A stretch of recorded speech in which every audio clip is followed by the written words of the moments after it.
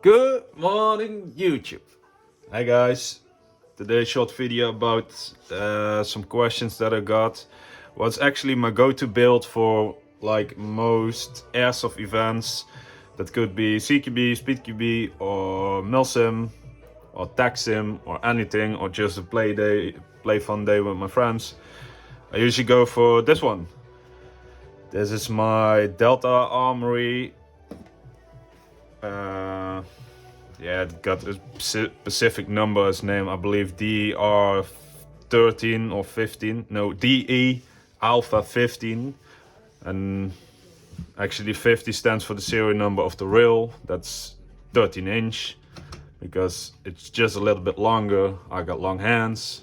So it's easier for me to grip and get a good shooting position. Now, you're probably wondering, what can this thing do? I can tell you.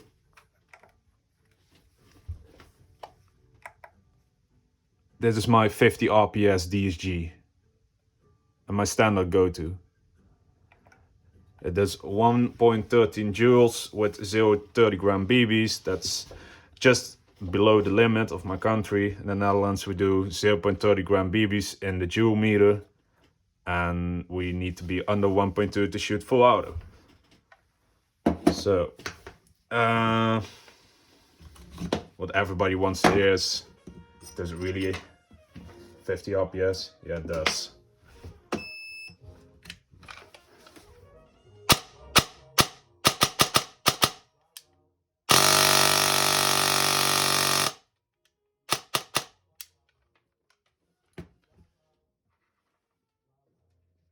And that's all the fun stuff.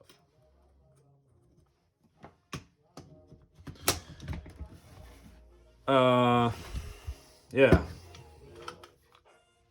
Actually really easy. You get this replica from Delta Armory. They sell them mostly in Eastern Europe, but because I'm in Western Europe, I can just order it online. It's Delta Armory is just a rebrand of S&T, like Spetsnaz Arms, Coleco Jack, Lance Tactical, Rossi Airsoft. As a replica build, they're good. They're full aluminum, everything, and it's nicely made. Up front, I've got a Pack 15 laser light module. I don't use tracers actually because I found a waste of extra more money. If you just have a good flashlight like this one, I believe this one is from Element or something, they're fine. 2 aluminum's enough. I didn't record, but it's just a clone. It's Guerrilla Optics, EOTech with a magnifier. Outdoor use, I use the magnifier, otherwise in CQB it's always up to the right. Yeah, basically the rest is just it. I haven't changed anything about the outside appearance. 2 years ago when I bought this, they came standard with this stock. Now they changed to something else, more vanilla, basic M4 stock. So that's a bloomer if you want to get that one. Speed trigger is standard on these. The markings are they are fading. I sent a picture about this to Delta Armory and they know about it, because on the right, I think it also has to do with my thumb here. Yeah, standard hop up, just works fine. Change it to maple leaf bucking, maple leaf knob.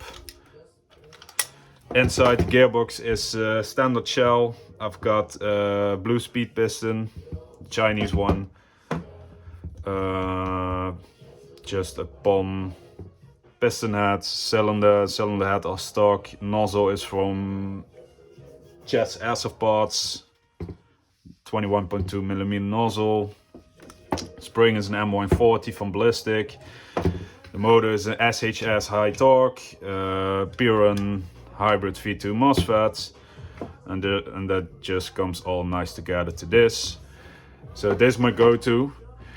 In case that something happens and this one falls out, but probably that would not happen that fast.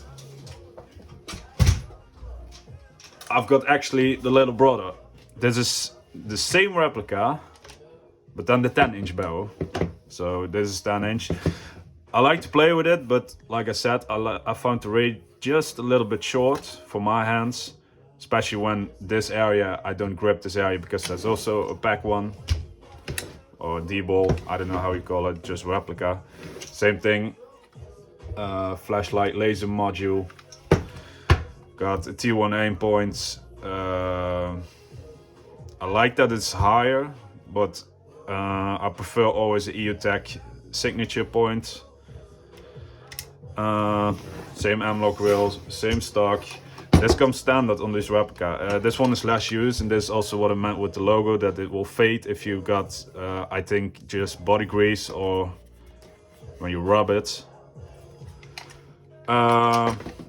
In internals, almost the same in that as the previous one, my main, but the difference is this has a motor with 26 dpa, so it's a little bit slower.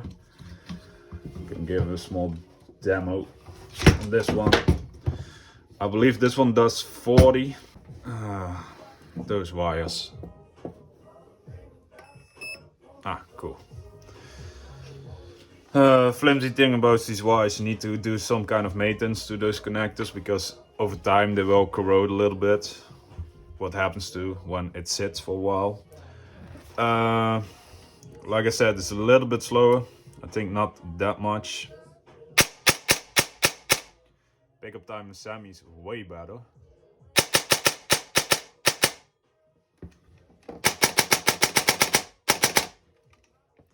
And auto.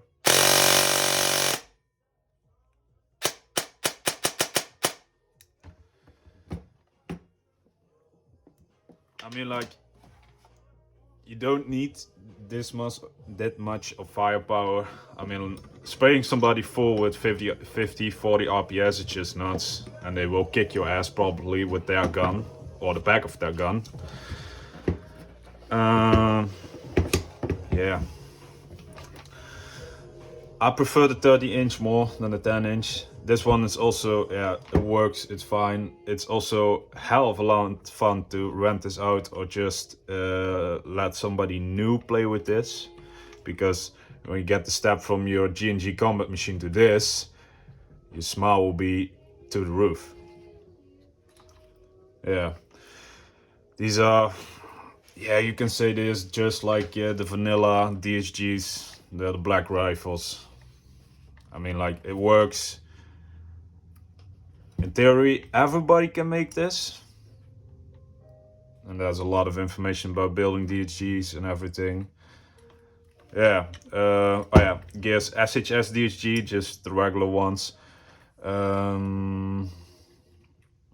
believe both have 16.1 gears instead of the 80.1. But 16.1 bevel and spur gears just fit on your SHS gear that comes from factory. Yeah, backup sights that I never use. I like this one less than the Pack 15 because the looms on this one is lower. I believe, I'm not sure which brand it is. This came from Airsoft in Austria. I thought it looked very cool, but because it's a lot more square, I'm yeah, dropping that opinion. Yeah, I prefer Pack 15 more. So, depending on what type of game, you can always change that battery. I mean, like, you need this kind of battery, and I need to change the stock to a different one to fit this, or have it in a pouch, but pouches are ugly, or I use a small 11-1 20C that fits in a buffer tube. It will get me under 40-40 with my main one. This will kick it up. I actually never tried to use a 14.6, maybe in the future, and get above 63 or something, like on YouTube. Yeah. Guys, if you have any questions, let me know. If there's somebody that wants to see the inside of the gearbox and a breakup video, fine, I will do that when it's maintenance time. Just let me know in the comments, you decide.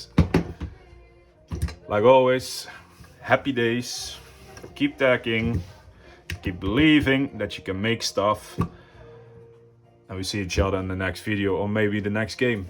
Ciao, ciao.